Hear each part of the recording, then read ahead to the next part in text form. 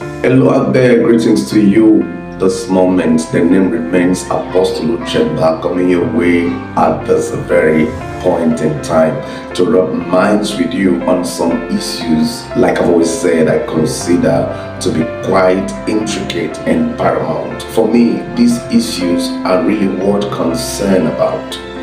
One of the things I believe in life that every one of us, no matter your height, no matter your attainment in life, no matter your status, one of the things that is common with all is challenges of life, problems, situations, and circumstances. It does not matter who you are.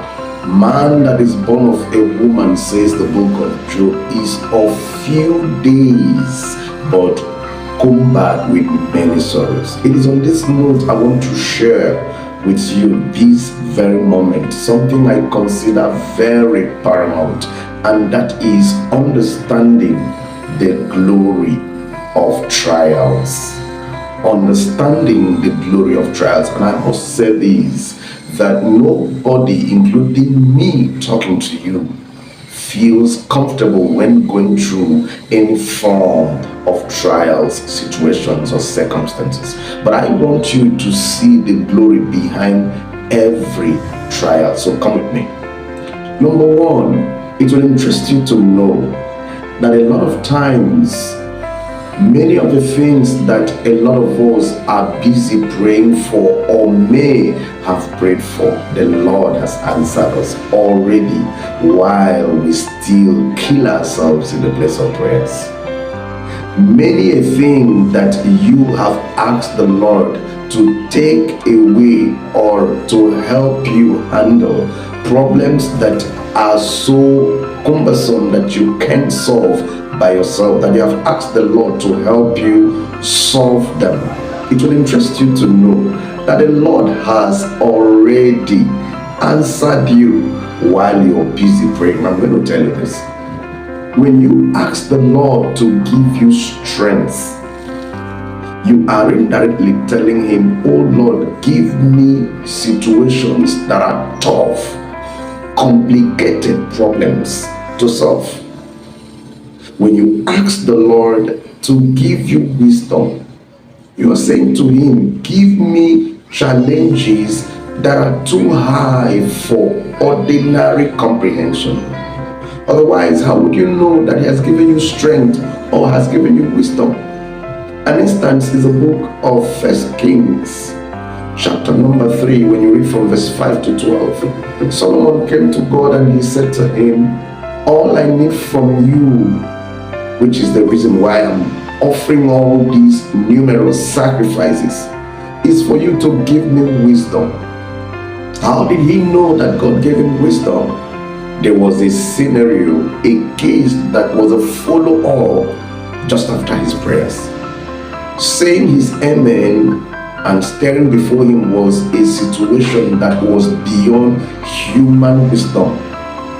An indication that God has given him wisdom was the way he handled it. We all know the story, how that two women came with one single baby that has no word of his own or her own. This child was only crying, and nobody can interpret tears or cry.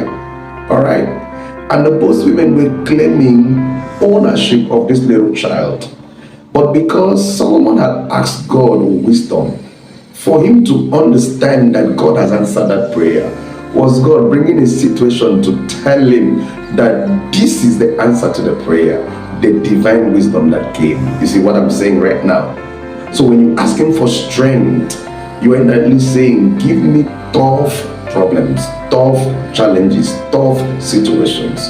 When you ask God to give you courage, you are telling Him to give you a situation that really need courage to be able to solve. When you ask Him to give you the heart to love, you're saying, bring along my way, on my path as I chart the course of life, men and women that are impossible and unlovable. How would you know He has answered you? Is when you are able to love those that are unlovable. That heart is not common. It's an indication that God has answered that prayer. I want to ask you this question at this juncture. How do you expect a triumph without a trial? Show me any man that ever said, I triumph over this, without going through a trial that made him become triumphant. How can you expect a testimony without a test? Tell me. How can you expect that crown without a cross? Hebrews 12 and verse 2. For the joy of knowing, speaking of Jesus, for the joy of knowing the crown that was before him, he endured the cross. So it takes the cross to produce the crown. That is why in business world, it is said, no pain, no gain, no sweat, no sweat. If you don't go to the mill to produce, there will be no meal on the table. Tell me how you need a blessing without bleeding. It is not possible.